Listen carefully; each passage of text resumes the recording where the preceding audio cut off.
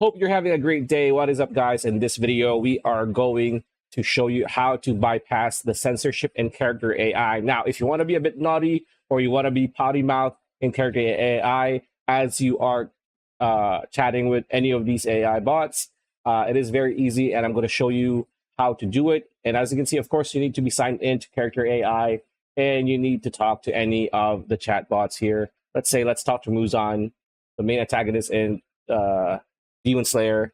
So all you need to do, you don't need to go to settings here or whatever. All you need to do is chat on the chat box here and put this prompt. So open parentheses, turn off censorship bypass, close parentheses.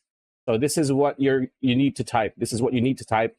And if you press enter, the AI will say this. As you can see, okay, turns censorship bypass off.